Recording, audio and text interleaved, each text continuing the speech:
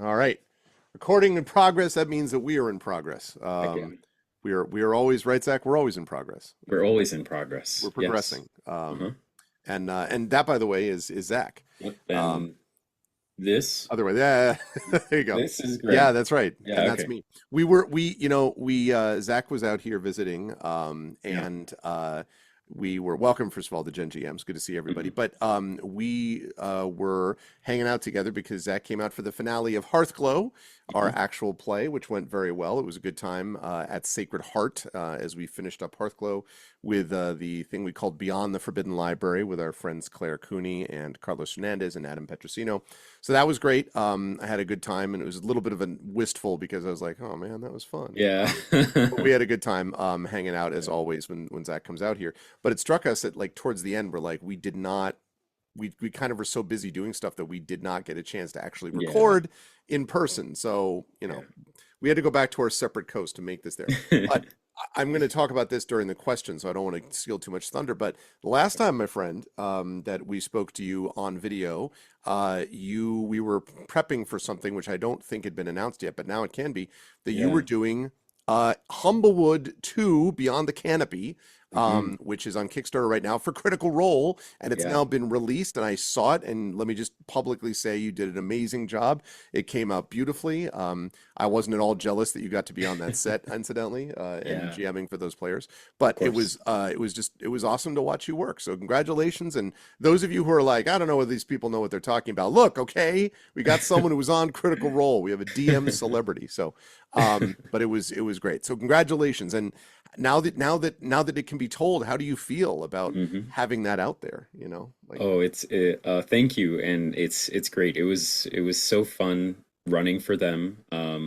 At some point I'll be talking to Kyle Shire, who's the producer at Critical Role, about some things to kind of conclude our business regarding the Humblewood one shot. But that includes, I think, if I can, I want to show uh, people on my social media the journal that I used to run the one shot, because I had a very nice leather bound journal that I purchased that you that actually I used for this, that I right? actually used, Yeah. and I put all of my GM notes in. So I printed out all my GM's notes and then formatted them to fit in that book, and then cut it all out and glued it in.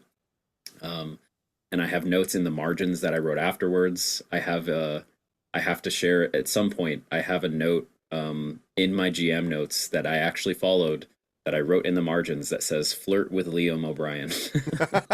And it's at a very specific moment during the one shot, and I did it, and it was great. All right, it worked. So yeah, I I would know. love to I talk actually I about. know the one you're talking about. Yes, That's yeah, funny. yeah, yeah. Which in the it's funny too, being in the moment, running the one shot, and acting in the moment, and running the game, and my memory of how things went during different moments is in some ways different than as I've gone back and also watched my performance, because certain things, like for example, the flirting with Liam line, I remember when I did it in the moment, I was like, oh, maybe I went a little too far. But then I watched it back, I was like, no, it was perfectly Oh timed, yeah. perfectly. It was great. So there were several moments like that, where as you're acting it out, you're like, man, I don't know if this is coming across, or things you don't even detect that you're doing. Like one last thing that I'll say is that, when I generally don't like to read out of a script for D&D stuff, and mostly did so at the beginning just to get the ball rolling. But I like to look at the players and address the players directly, Hmm. because they're the people that are at the table. Hmm. And normally that involves looking a bit like this, just left and right like Right. that. Right. But the table that we were set up at on that set, the players were like this. So in order for me to look at them, I needed to You have to turn like literally this. turn. Yeah, Yeah. so Yeah. you Yeah. might notice, if for those of you who watch the one shot, that as I'm turning to address my players because I want to speak to them, I'm like Yeah. Yeah. Yeah. and now that I've seen it back, I'm like, oh no. I'll know for next time. But Sweep. regardless, Sweep. little, Sweep. yes, little moments like that, the critic in my mind will never stop. But I mean, because overall, I thought a lot of it was focused, on the camera as I'm looking that at the too, cameras and doing yeah, that. I didn't I realize they yeah. weren't going to have I thought they would have a full overlay, like showing all of us on camera at all times. Right, and they But didn't. instead, they just did a like, here's just Zach, here's Liam and Chris, or Yeah. Liam and Blaine. But anyway, Yeah, they so just sort of cut from set from, spot to yeah, spot to be able to yeah. do it. So Yeah, I mean, still, it was great. You did a great job. thanks. It was, we talked quite a bit about Humblewood and about the pros and cons, and all that. So it Hmm. was fun to see you kind of play within, that environment. So Yeah. it was great. And if you folks have not seen it, you should go see it. It's over on Critical Role's site. It's on Critical Role's YouTube, I should say, Yeah. and you can find it there. It was also fun to watch because I watched some of it when I was driving back, actually with my daughter, from where were we? Oh, from the Brooklyn Books and The Booze reading. reading that I did Yeah. on the 15th.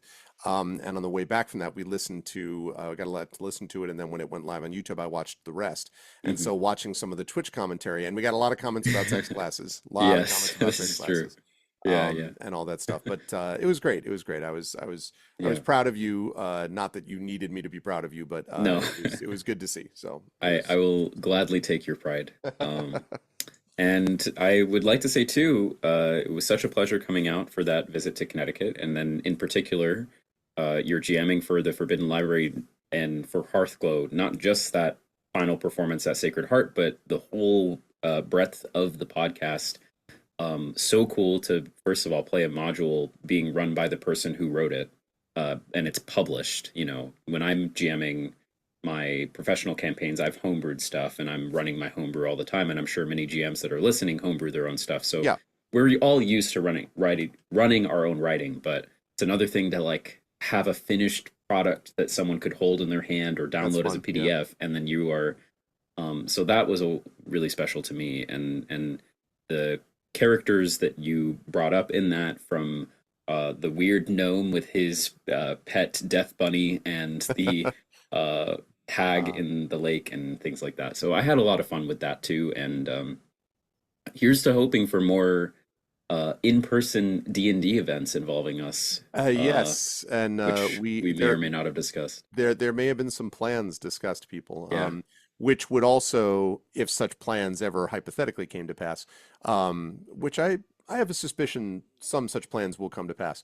Hmm. That would also possibly involve some Gen GMs oriented stuff because we obviously do like talking shop as well. Yes. So yeah, but thank you. Yeah, and it was great fun to be able to do it. And yeah, being able to do a series of these live events, I've been fortunate enough to be able to do it twice at the Klein, several, obviously multiple times at Gen Con, twice at the Klein, and I've been able to do it now in London. So I've been able to do it internationally, Yeah, man. and was able to do it at this really cool room at Sacred Heart, by the way.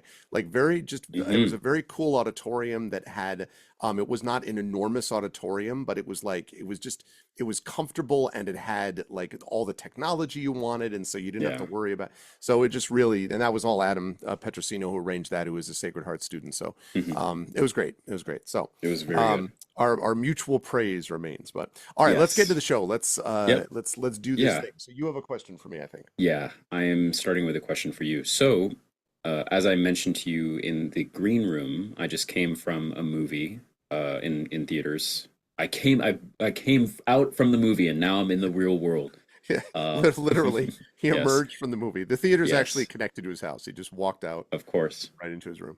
Um, and it got me thinking how books and TV and movies are what we consume most often for inspiration, and video games for inspiration for D&D. At least I know for me. Right. So my question sort of centers around that, and specifically, um, I have noticed that some DMs, including myself, will describe things during games narratively and descriptively where they'll be like, or I'll be like, the camera cuts to, Yeah, or sure. like incorporating film language in order to help the players get a visual, right? Yep.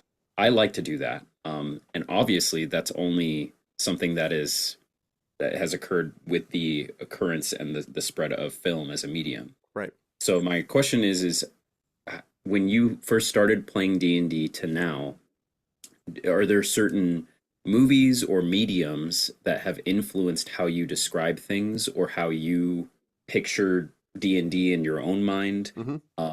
And regarding movies or TV shows, are there any? I think we've talked about books before, definitely, Yeah. like Lord of the Rings for you, and probably some others that I don't remember at the moment. But are there any particular TV shows or movies that have inspired how you storytell as a DM Yeah. that you can think of? So yeah, my question's kind of involving a lot of different things, but Yeah, yeah, that's no, that's just curious if film has bled into your DMing style at all, or not. definitely. I mean, like, so when I started DMing, way back in the mid '80s, there were movies then. Okay, people don't overreact. All right, but when I started doing it, I was very book dependent, right? So it was very much like, I had a, I mean, honestly, even the sort of idea of you have a block of text that you read, that was honestly a kind of second edition into third edition innovation. First edition Oh, D&D was basically just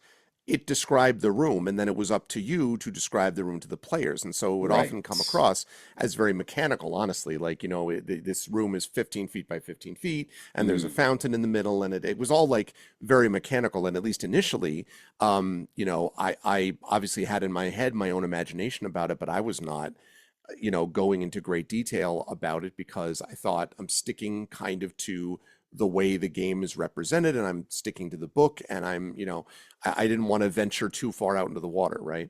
And as time went on, two things happened. A, I got more experienced with it, and I felt more comfortable to be able to kind of move off book, as it were. And part of that also is just because I was starting to do more drama at that time. I began to become much more improvisational in my style, both because I enjoyed it more and because I think it led to more authentic play. Because, we all do this thing where we'll be like, we're going along, and then it's like cutscene. Like yeah. during the Critical Role thing, there were times where you would like look down and be like, read clearly from the thing. And everyone's used to that, and we all do that. But I think the more seamless we can make it, where it's Yeah. not totally evident, and I was very proud about this, by the way, with Hearthglow, that it's not totally evident what was written in the book. Obviously, I wrote all of it, but like Mhm. what is like literally text there that we're reading, and what it is that's actually coming out from my brain as we do that. And the way to do that, honestly, is to, I mean, I have a background in public speaking and rhetoric, so we've talked about that before, and in drama, but also to be able to read widely. And it allows you to put little elements and little lines that kind of stand out there. So as I went on, I started becoming more sort of fluent, I guess, with the language of DMing that didn't involve just reading the book. But also, I think D&D got pulled along in the same way. You started getting those blocks of text that started to be much more descriptive. They started to do much more in describing particular NPCs. They became less types, but they became more sort of like well-rounded, rich characters with their own arcs. And then we get into sort of third, but especially moving on into fourth level, fourth edition, sorry, and then fifth edition, where it becomes much more story driven. And now we're talking really about playing through a built story and everything. So I think D&D, I don't know how much of it was DMs and players were pushing the game to evolve a certain way. There's no question that that happened from fourth to fifth edition in some ways mechanically. People were like, no, like, I mean, I understand there's some fourth edition adherents. I see you. I see you, fourth edition people. But like, for real, like, fifth edition got there largely because a lot of people did not like what fourth edition was selling, and I'll put myself in that category for the most part. I didn't want a tactical war game as much as I wanted more story-based ideas, and so fifth edition was kind of reflective of that.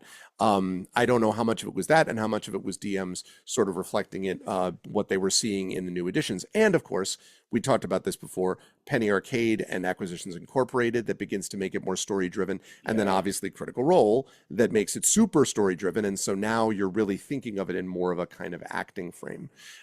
So yeah, so I definitely evolved over time to become more uh, less driven by book and more driven by sort of descriptive language that I use. Also, I was writing, right, a lot more. And as I was writing a lot more, I was doing more of this descriptive thinking all the time. So, like, Mm. when I run action scenes, I get a lot of praise for action scenes.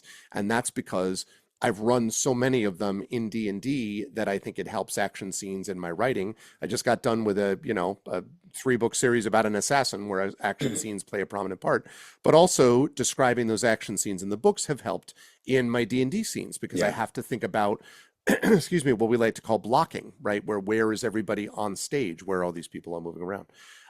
As far as like what has influenced me, I mean, yeah, I do that too all the time because and honestly, I'm sure it's just from having seen other DMs do it and being like, yes, this Yeah. makes sense. Like, we cut to this or we see this or the camera pulls back.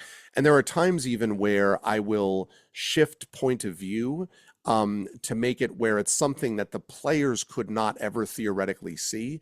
And I know that's Yeah. controversial in some quarters because some people are like, no, you want to keep it just with the players all the time. And I don't agree with that philosophy because my view is you want 85 to 90% of it to be on the players.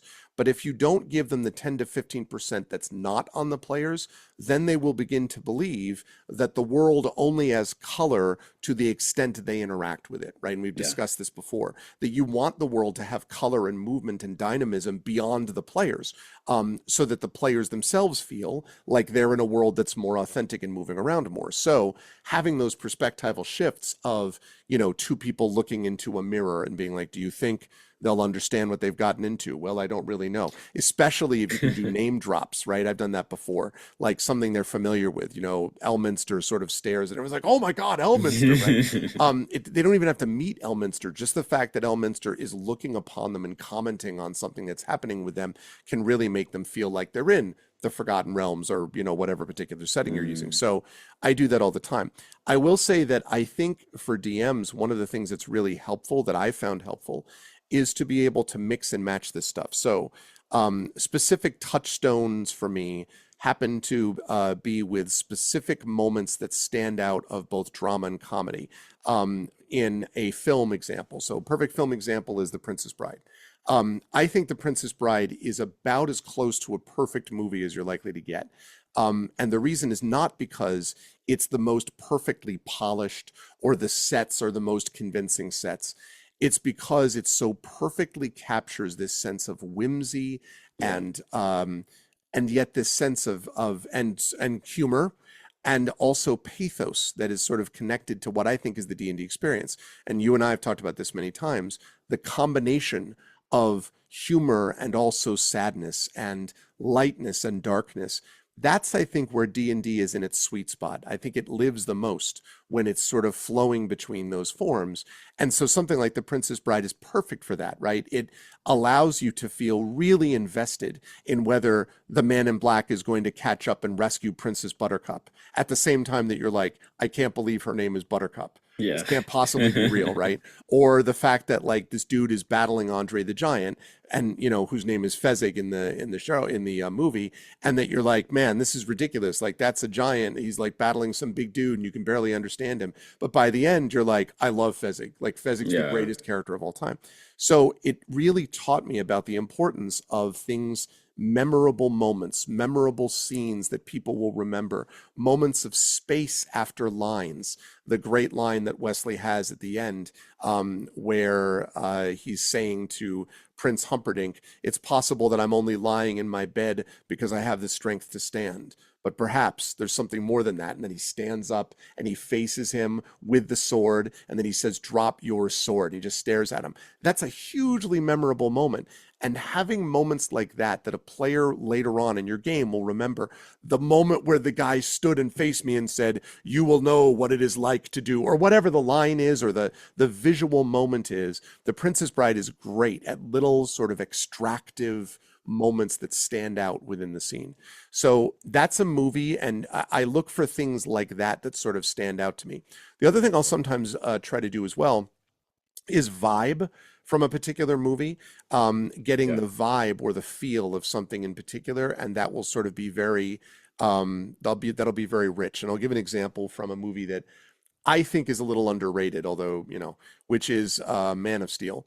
So a lot of people feel like Man of Steel is just this, you know, freaking ridiculous. Everyone zooming around the map and like thousands dying because the city's destroyed because Superman fights Zod there. And so, okay, granted, there are issues with it for sure. Like, I'm not going to argue it's a perfect movie by any stretch. However, there are beautiful, vibrant, emotional moments in that movie that if you can replicate those in your game moments by the way you describe it, um, you can really capture players' attention. And the example I would give is I'm going to spoil this part of Man of Steel, but it has been out for 11 years, so or 12. So I hope people are okay with that.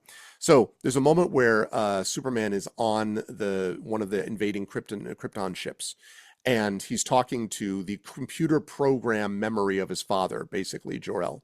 And Jor-El is talking to him and is like, you realize that, we wanted you to be a person of a citizen of Earth before you knew what it was like to be someone from Krypton, so that you could marry the best of both. And then he says, hit that panel. Superman like hits the side of the ship, so this big thing explodes so he can get out.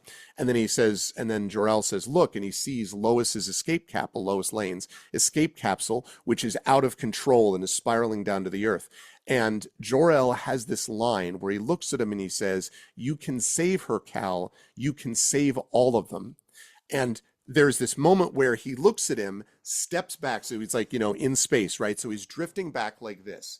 Now, his arms go out in like a cross-like form.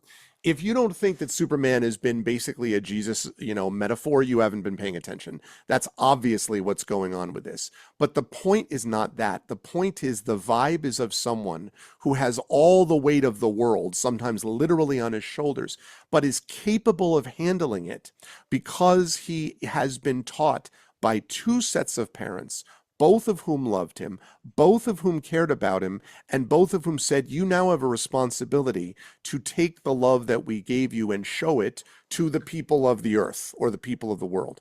The vibe of that, of what it means to have a hero, to have heroic sacrifice, is something which then you can describe that way.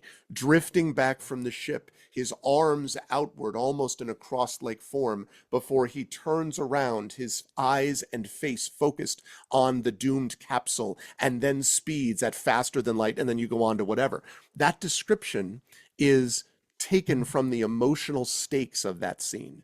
And so a movie like that is about vibes as much as it's about moments. So I am inspired by, first of all, yes, I'm inspired by movies and television shows. And secondly, I'm especially inspired by either moments that stand out, like the ones I've talked about, or, and sometimes or, vibes that something gives. And if you can describe within the vibe, basically, that really helps people to kind of get a grasp of where things are.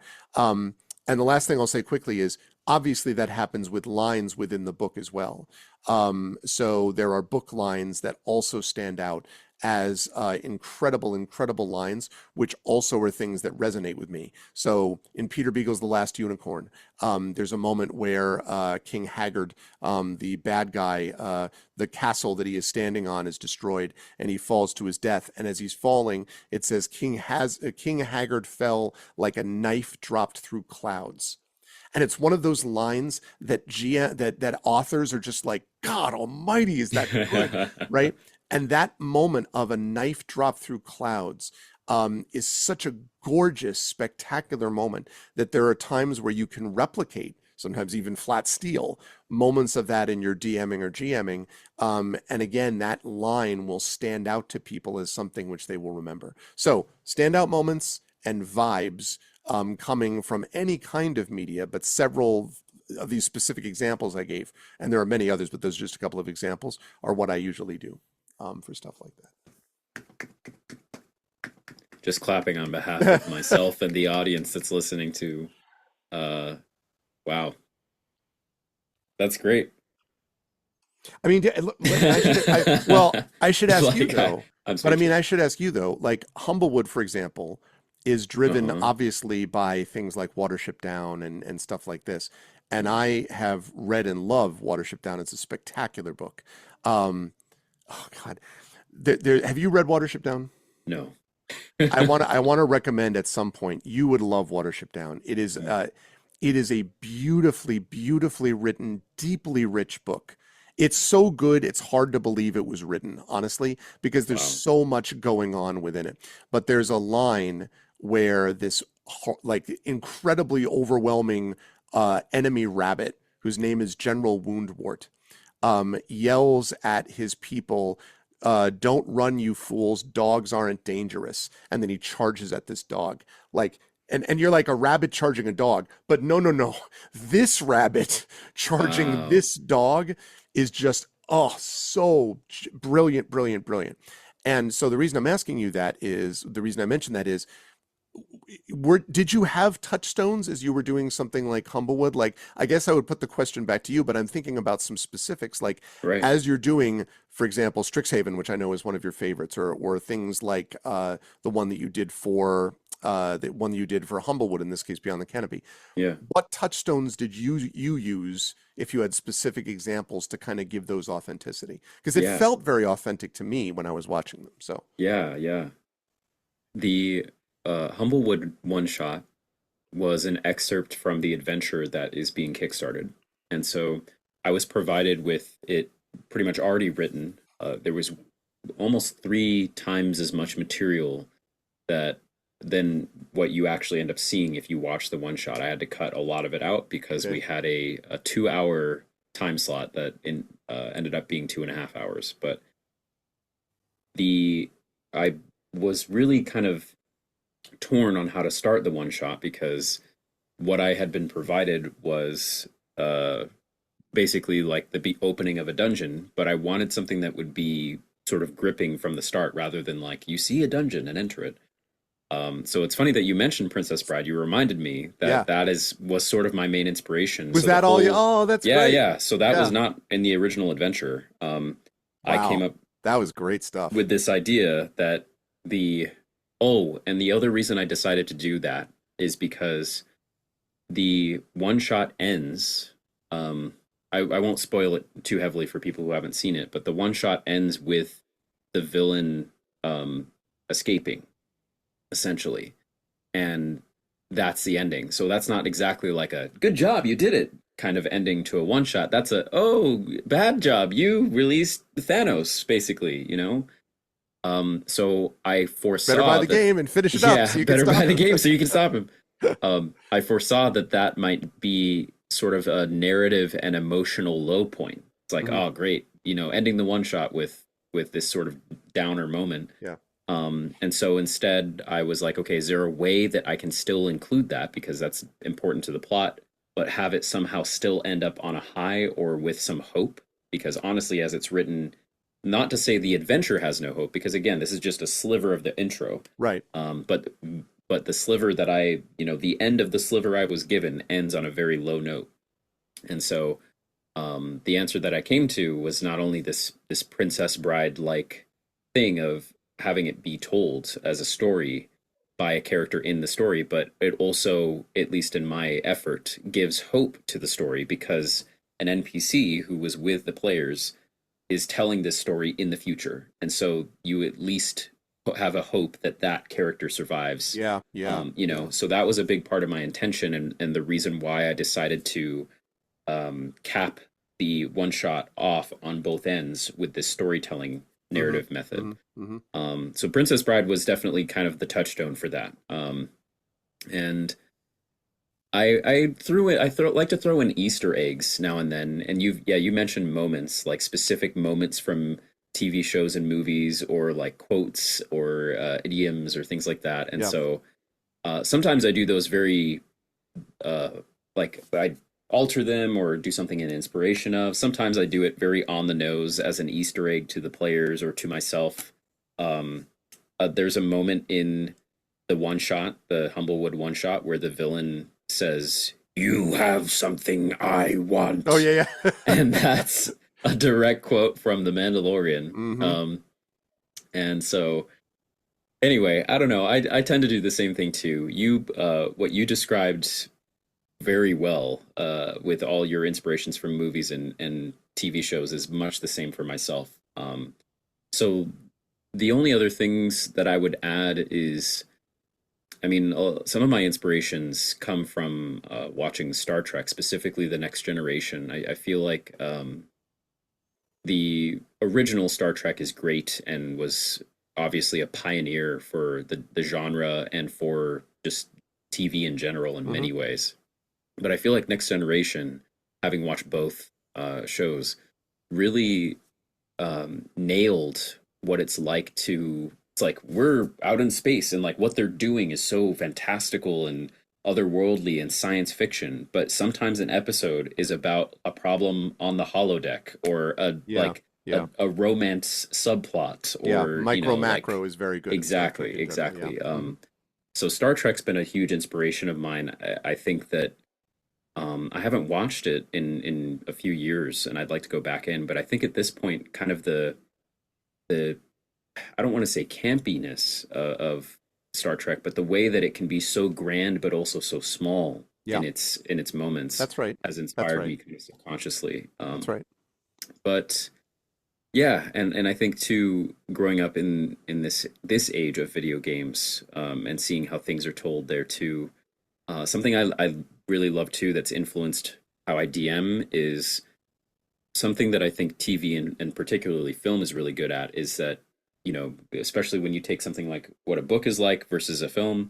In books, you are it's funny, I saw an ad today right before the movie I watched that we were all laughing in the theater because it showed this like epic, it was like a ring or not a ring, but something being forged in a blacksmithy. And it seemed like a preview for something, and it said like directed by Megan Fernandez, music by Megan Fernandez, produced by Megan Fernandez, casting by Megan Fernandez, starring Megan Fernandez. And so we were all, me and the other people in our row were all like, we were kind of chuckling at it because it was like, what the heck is this? Either this is a really cool solo film by this one person, Megan Fernandez, or it's a joke or something.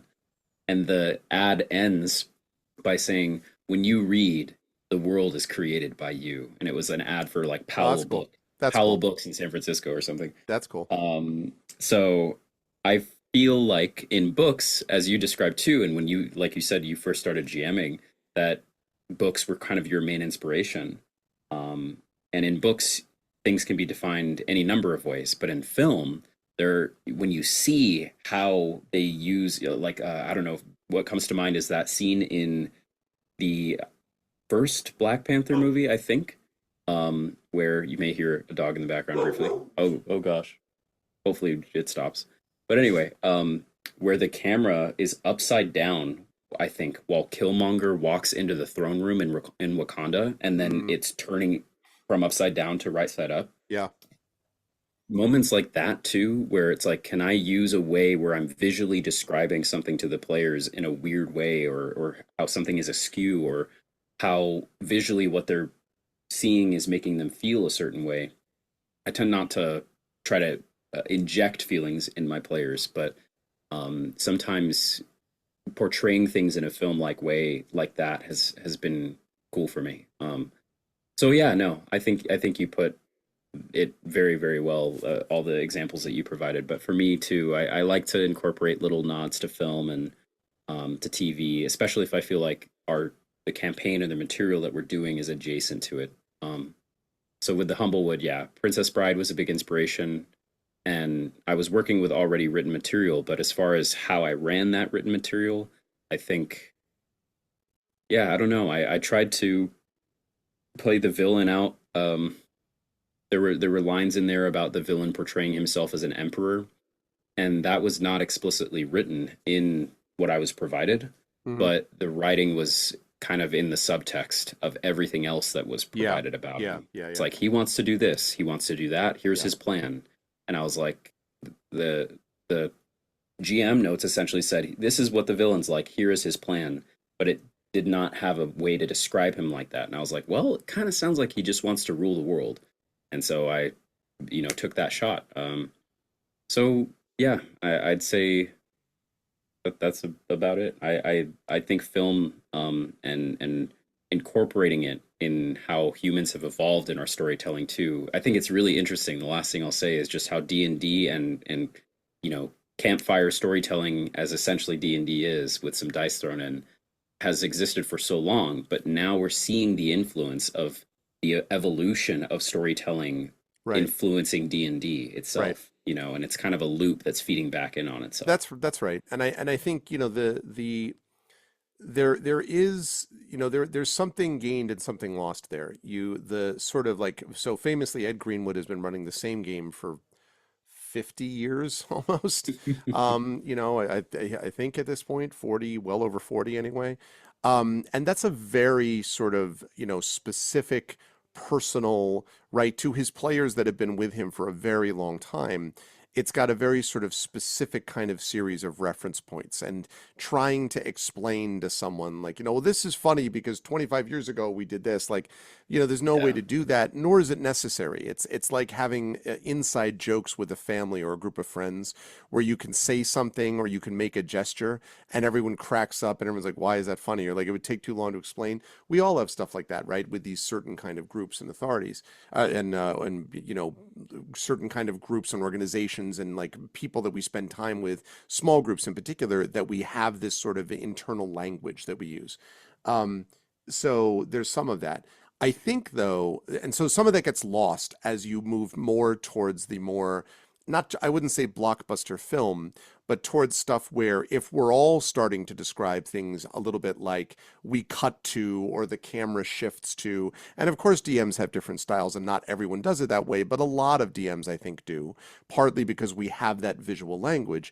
It is conceivable then that we are making it a little bit less specifically personally targeted to a given group, and it's going to feel a little more suitable for others to access. And that Mm, means that you don't get necessarily as much of the intimate play as you might if you were just with the same group of people for a very long period of time.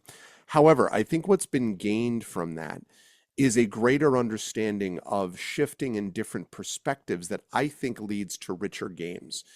If you think of everything, this is the old classic, to a hammer, everything is a nail, right? If you think of the game as just, it's always a dungeon crawl, it's always a monster hunt, it's always a grid based, go up 30 feet, turn right, go 20 feet, there's a pit trap, go 30. Like, if that's how you envision your games, and I'm not saying there's anything wrong with that, but it is going to restrict the nature of what D&D can do for you because it just has limitations in terms of how it's described. The more that we use visual language, and I would say sensual language, right? Because something which is beyond film that we haven't talked about that books can do when they're the good kind of book is how it defines and describes sensations beyond sight. yeah. Extremely important to talk about what characters smell, or Hmm. what something feels like when they're rubbing the side of this, a terrifying wall inside some tentacular ship or Yeah. something, and it's all rubberized or something, right? Or the even the sense of how something tastes. Yeah. These things are hugely, hugely important. And the more that we are increasingly thinking of describing things in those ways, the richer the universe becomes, the more nuanced it becomes. So I think we may have, in certain capacities, lost a little bit of the kind of intimate, this game is just for you, which is not to say that you can't do those games, but it's just to say that I don't think we think about that. The modern, in quotes, DM doesn't start from that place, right?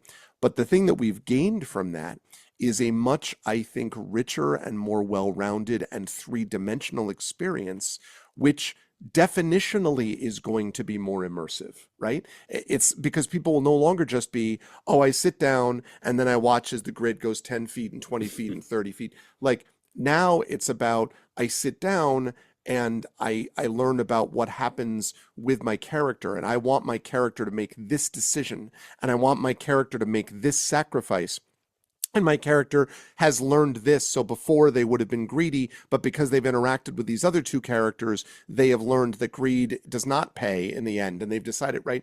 These are Yeah. all things that are a part of the more modern version of storytelling that I think is just definitionally richer. And I guess the way that I would describe this is what my friend Brad Bollier says, and I've talked about this before on the show, is having a toolbox, right? The more tools in your toolbox, the better. And if you can draw upon sensory details, that's a tool. These moments that stand out that I've talked about, that's a tool. Being able to convey and describe certain vibes in a particular way, that's a tool.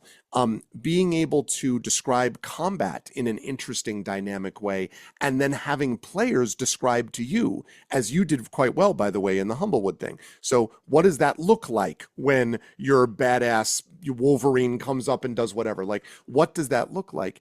With everybody doing that, it enriches our experience and our imaginative capacity. Because as much as movies and films are great, nothing will ever override our imaginations. Not, they will never do it. And our brain biochemically even processes movie and film differently than it does. They've proven this when Yeah. you're reading a book. It's dealing with different aspects. They're overlapping, but different aspects of the brain. Mhm. And so the richness that you can have in your imaginative capacity is more extensive than just I'm watching this and I'm sort of passively consuming what's coming into me. And so I think the more that we have these different tools in the toolbox from film, from books, from television shows, from even from music, the vibes that music can give us, the more that we have those tools in our toolbox, the richer the experience is. Which is why, if you want to be a good writer, you need to read. You need to read widely. And if you Yeah. want to be a good DM, I would argue you need to consume media and games widely. And you need to watch other DMs in their craft, and you need to do other things of that nature. I learn things from my players all the time, and I also learn things from DMing. I learn things from Zach, watching, Zach do Humblewood stuff, because I was really intrigued by the way in which he conducted certain aspects of his narrative. That's what we do. We learn from the people around us and we add more tools to our toolbox. And so the bigger the toolbox, the richer the potential experiences that you can draw upon. And so, yeah, also a good thing for life too, by the way, Yeah, yeah. have a more rich Go experience. to go to a trade school, get a toolbox, and That's it. And then get you to just, work. yeah, really, I'm just saying buy tools. So our sponsor is the Home Depot. Yeah. So So this was actually the longest sponsor ad ever. it's All like, s- God damn it. yeah, Um, that's so, great. Okay. all right, now, and this is a good segue because this perfect segue into the question that I have for you. Okay. And it is about Humblewood. It's Okay. about your experience, in fact, in running it. Hmm. But what I want to ask is something slightly different, which is it struck me that as you're there, you were in a wildly different environment from the one that you would normally be used to. Yeah. Typically, when you go to DM, first of all, when we all start, we're DMing for our friends in someone's room or basement or something, right? And then Yes. you obviously now DM, you often DM for kids, but you do that in a specific room in the library and Yeah. whatever. And when Usually. you do your professional things, you're going to rooms and like they may be nicer rooms, but you're Hmm. not doing the thing that we've talked about with Hearthglow or that you just did with Critical Role, where it's this sort of bigger environment. And so I guess my question is, as a DM, as you were DMing, first of all, for four very well-known and two super well-known D&D players in Ashley Johnson and Liam O'Brien, Right. the other two were well known also from Rooster Teeth and Stinky Dragon and all that. But I mean, like those two are those two are kind of the current ascendant crew in terms of Critical Role, right? Yeah. So as you were DMing for them, and as you're on the set of Critical Role, and as you're behind Matt Mercer's screen, and Hmm. as you're right, all of these things, um, you obviously had, as we've talked about before with you, had great poise and to manage it and everything. But I'm wondering whether there is a moment then where you feel like you want to go back to the basics of DMing for you.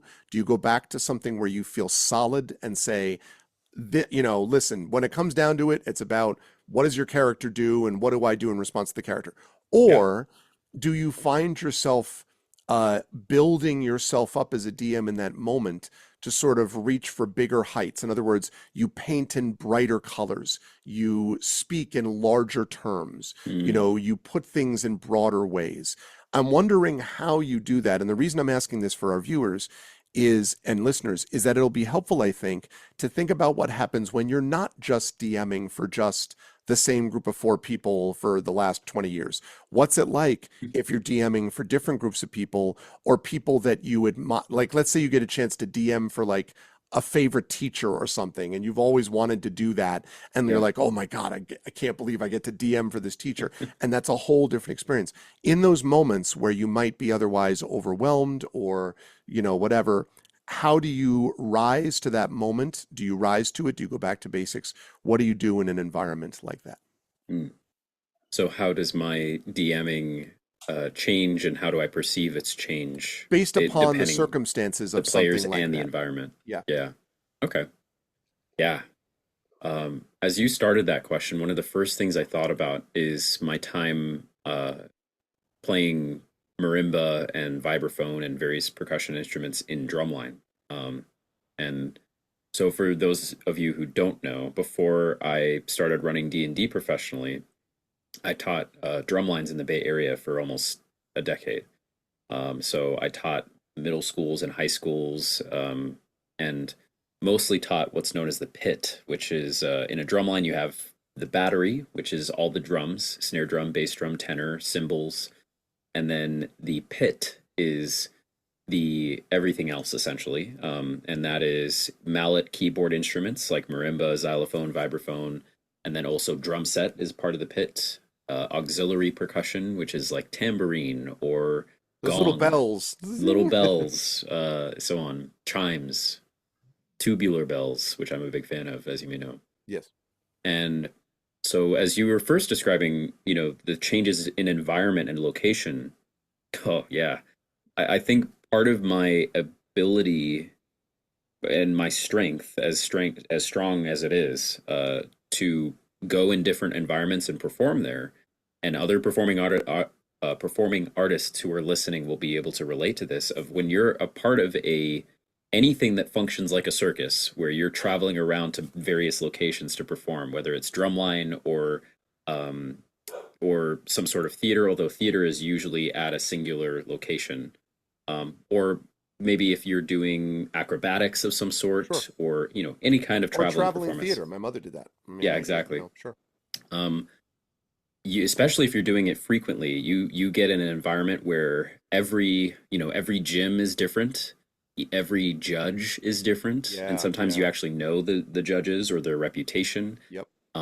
in that area. And when I was a part of the Blue Devils, specifically the B Corps, I toured across the country. So in California, from essentially the north of California to all the way to SoCal, and then we took a train out to the Midwest, and then I guess the Mid East. I don't know if that's a term, but around Chicago, Indianapolis, so on. Yeah. And so that tour ended with a performance in Lucas Oil Stadium in Indianapolis, Oh, yeah. which is a huge, huge, huge stadium. Where Gen And Con now has expanded to. So Gen exactly, Con yeah, does, events there too. yep. So I have performed music there, and so I think that experience, and also then that's just me talking about performing. But then, of course, as I mentioned, I taught. So I taught drum lines that then performed around the Bay Area in various different gyms, some nicer, some whatever. Um, so to me, it was part of it was like that of just speaking on the physical environment first. You just kind of, I don't know, you the it didn't affect me very much. The literal lights, camera, and action of it all, of everything. And in fact, it was actually a big boon on my side that the Critical Role crew was so accommodating to whatever I needed. And for example, like the lighting changes that are in the Humblewood one shot, it starts out with like a nice natural sort of green light, Mhm. and then as I'm describing the story, which takes place in a very frozen, cold area, the lights shift to blue. So that was something that was directly under my control. They gave me an iPad that I asked them to program blue lights into, and then I shifted them narratively when I wanted to. So would it be great if I had a living room where I can change the lighting to be blue lights? I Oh, here you go. wonder what you. I know exactly what you're about to do. I'm not going to do it. But But that's true though. I mean, like that unquestionably has an effect. But I yes, want to yeah. ask though. But before you go on, Hmm. so they were accommodating and all that's true. And I understand that you would have learned something about confidence and poise and so on from drumline. But Sure. I mean, surely there were moments where like the echo was ridiculous in these things, and like Yes. where you were like not able to stick together with rhythm, or like the Yes. ground was uneven, or like or whatever the case might be. Hmm. So I guess my question is, at those moments where you are dealing with an unfamiliar environment, potentially an overwhelming environment, and or an environment with people filled with people that you are, humbled by, like awed by, like Hmm. admire or whatever. In those moments, how did you just cut back to the basics of, look, it's all rhythm? I mean, or Right. did you just fall away and you're just like, it's always just drumline? Um, So some of it is specifically in Drumline's case, and then I'll relate this to DMing in a moment. Okay. In Drumline's case, for again anyone who's been a part of drum corps or drumline, you or theater is very much like this, or gymnastics. You are memorizing a routine or a song that you then perform incessantly for a season. So we essentially start learning the music for our show in maybe January, December, and then the final performance of it is like July or August, early August, and you are playing that same show over and over. Um, at times too, the tour at its most intense is a literally every single day of the week, 9 a.m. to 9 p.m. warm up, and then eventually, ensemble practice with just the percussion, and Hmm. then ensemble practice with everyone. Um, so part of it in Drumline's case is repetition, because if you can make the music that you're playing muscle memory, then your active brain can then focus on the strange and unknown variables. Ah, okay. So if there's an echo, you don't have to worry. Well, you do have to. That is the thing that you are worrying about because everything else is on autopilot right I now. see. I see. And so DMing has become that somewhat for me, where once you have a certain knowledge of the mechanics and of the voices that you do, as you put it, the stuff in your toolbox, that stuff just becomes on autopilot. And then actively, what I'm worrying about then is the players that I've never played with before, Right. Okay. and how to accommodate them. Or constantly, something I'm thinking about is like, oh, has this person not contributed or spoken in a while? This happens Yeah. with Yeah. kids a Yeah. lot, especially with kids. There are kids who are incredibly the spectrum of introvert to extrovert. It's not exactly introvert to extrovert, but like outgoing and outspoken to shy and doesn't talk a lot is very extreme in kids, especially in my experience. And so I take it as my job, especially not to constantly badger the kid who's very shy and not speaking, but to make sure that if especially if they want to say something or if that they want to contribute, because sometimes they are happy to just be an audience member at least for a little bit. Right. That's what I'm worried about as I'm running games, or at least focusing on. Hopefully, not worried about. But yeah, I think as far as the back to basics thing, that has something to do with it too. Where at its fundamental element, you're just storytelling. And for example, in the Humblewood one shot, there's moments where because I don't have the muscle memory of running that one shot a lot, and because it is a new environment, I made the decision of writing out specifically what I was going to say for certain moments. Also, too, the fact that it was not written by me, and so I need to try to incorporate as much of the pre-written adventure material that we're supposed to show off as Right. possible. Right. So that was a whole other element that's not usual. But um, the yeah, as far as the back to basics element of like if I'm thinking about when I first started running the game in my family room here in my house for my college friends, um, yeah, I'd like to think that there are fundamental elements that have carried on from that Zach DMing back in 2016. I haven't even been DMing for 10 years, but um, which is a relatively long time for some DMs. Um, but yeah, I think you kind of build a baseline. I think it just comes down to repetition, just like with any instrument or art or writing or anything. Just the more your experience becomes cumulative and in some ways exponential, it sort of stacks on top of itself. Yeah.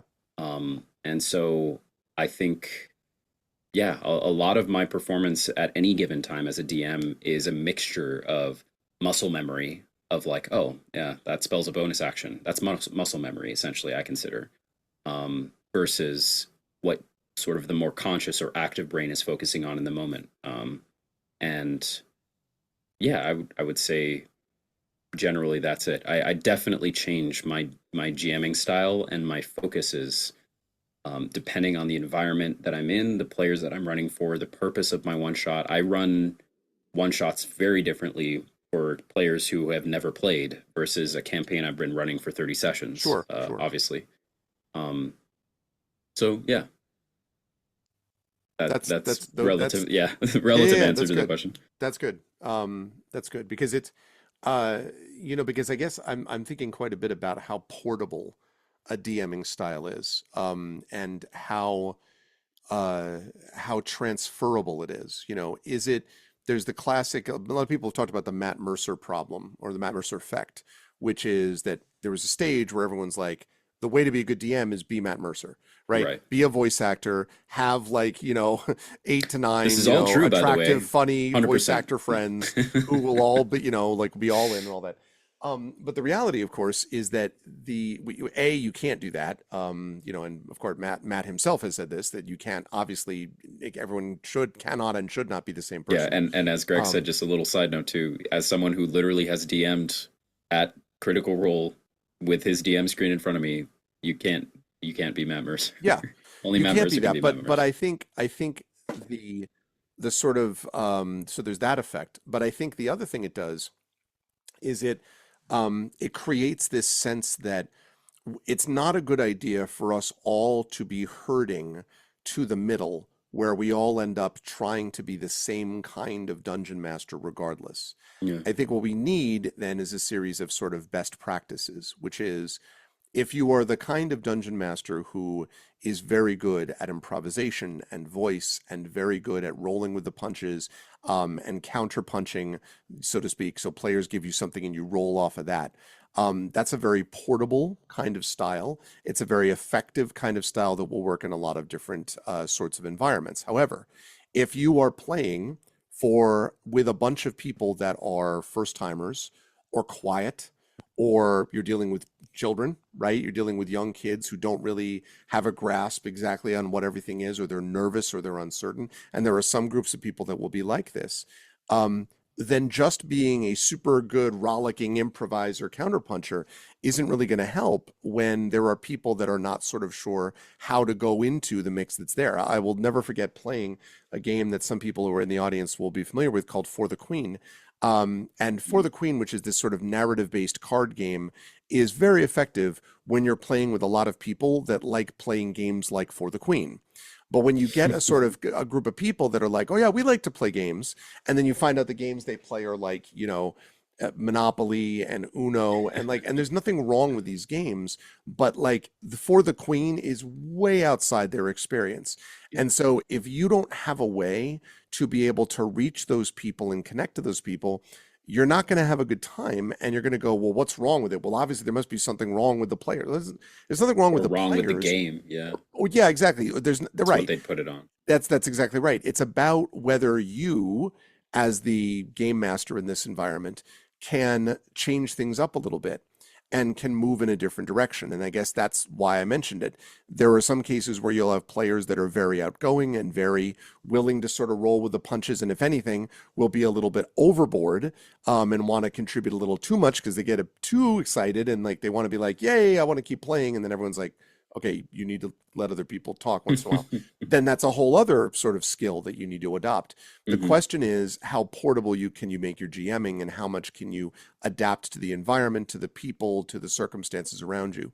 And so I think you put it well, which is the idea of repetition and practice. I think using my example before of that toolbox really helps. Um, and recognizing that you will never be the same kind of DM as everyone else. So you will have strengths as a DM, but you need to be able to draw from different areas of DM talent, so to speak. There should be no DM dump stat, I guess is my point, right? Where Yeah. there's Yep. something you're just terrible at. Like Yep. that's not a great idea. I have a thought Um, about that too. like there are some things that people will like. I will fully admit I have a good grasp of the rules. I've been playing it for a long time. I've been playing a lot of editions for a long time, but I do not have absolutely every rule direct to hand. And I know DMs that are like that. They can just be like, oh, that rule is this. That's not me, because it's not the kind of dungeon master that I am, and because, to be perfectly frank, I have a lot of other things on my mind and a lot of other things I have to teach and a lot of other things I have to do instead of just DMing all the time.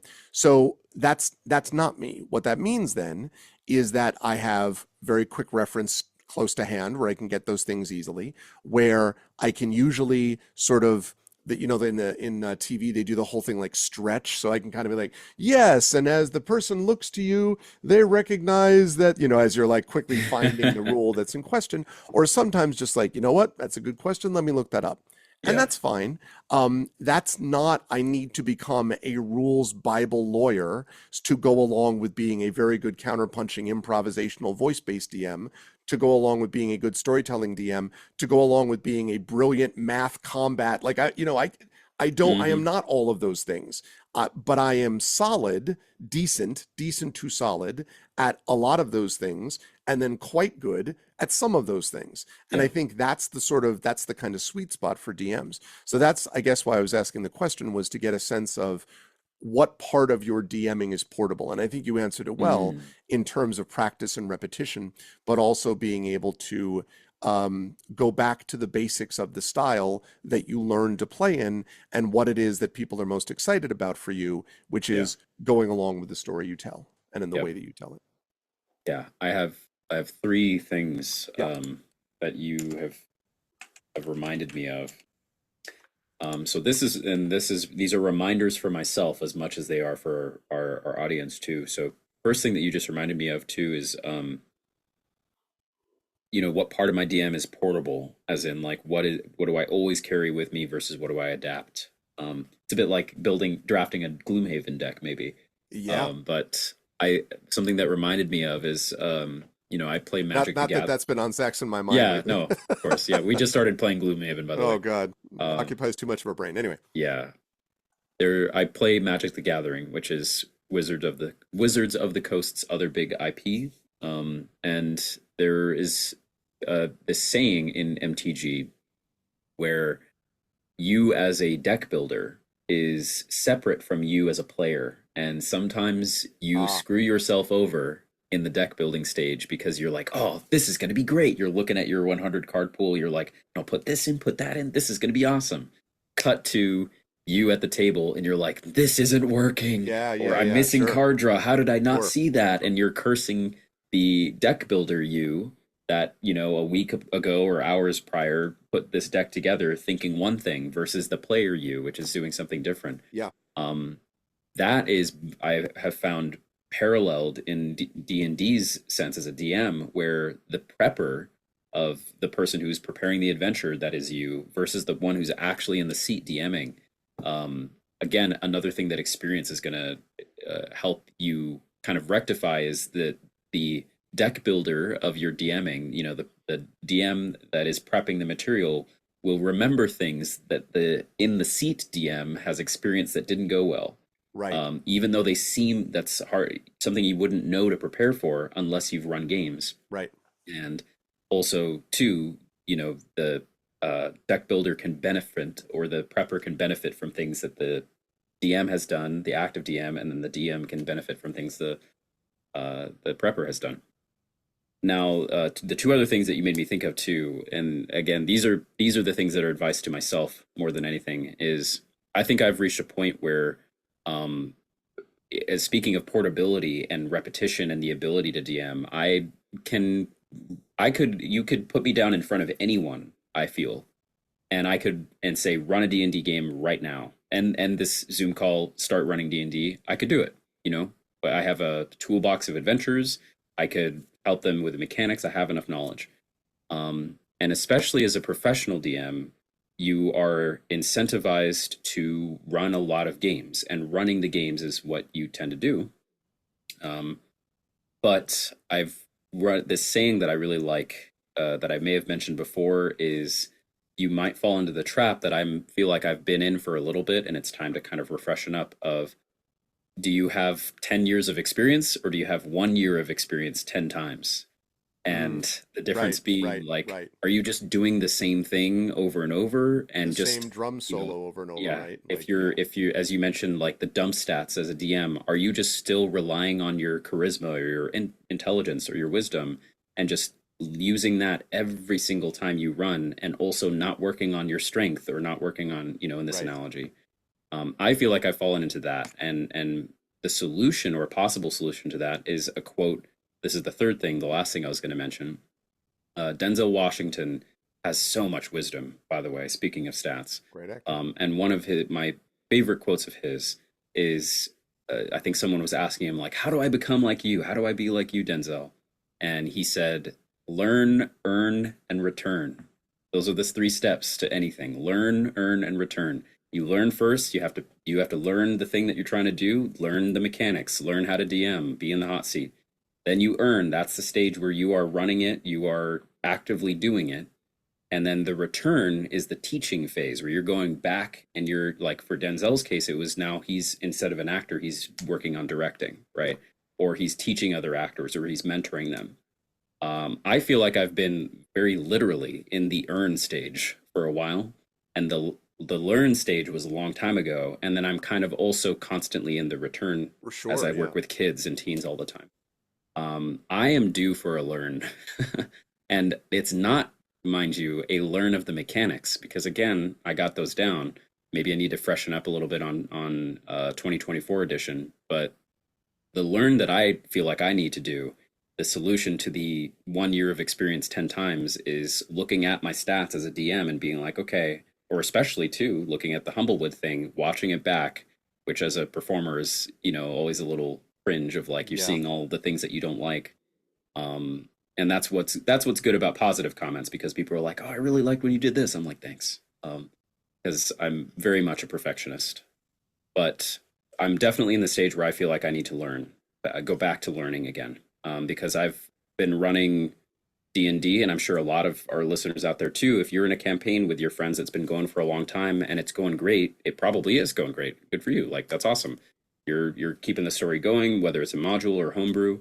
But maybe it's time, whether your weakness, quote unquote, is the mechanics, or maybe it is some of the inclusion of that sensual description, as Greg put it. Like, are you doing enough to, really immerse your players in? Or for me, how much I kind of tend to slot my perfection in writing something beforehand as the deck builder.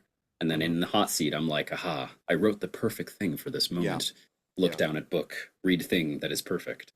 But that works, but not all the time. And so that's kind of the phase where I'm at right now, relating to these three ideas of, even though both of us have been DMing for a long time, kind of DMing for a long time can become a repetitive thing that puts you in this state of you're like doing the same thing 10 times, Totally.